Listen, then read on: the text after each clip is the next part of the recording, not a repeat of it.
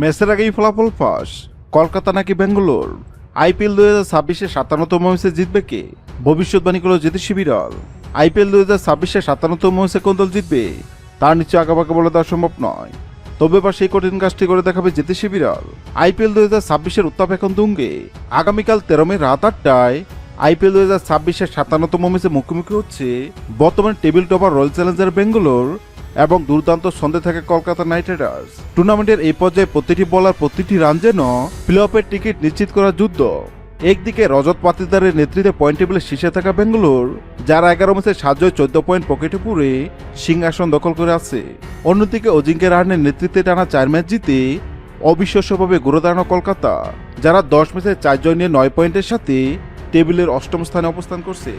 কলকাতার জন্য এই ম্যাচটি প্লে অফে টিকে থাকার জন্য বাঁচা মারার লড়াই, কারণ এখান থেকে একটি হার তাদের টুর্নামেন্ট থেকে স্বীকৃতি দিতে পারে।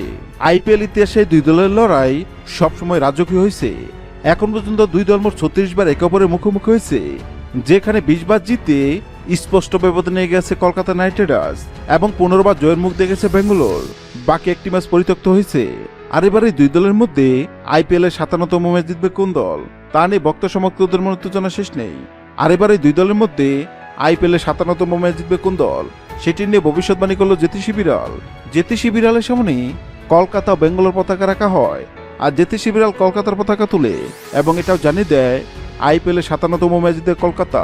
হ্যাঁ দর্শক, আপনাদের বলছে আপনাদের মনে হয় আইপিএল 2026-এর 57তম ম্যাচে কলকাতা নাকি বেঙ্গালোর কোন দল জিতবে? অবশ্যই কমেন্ট করে জানাবেন। ভিডিওটি ভালো লাগলে লাইক দিবেন এবং সাবস্ক্রাইব আমাদের চ্যানেলের সঙ্গে থাকবেন।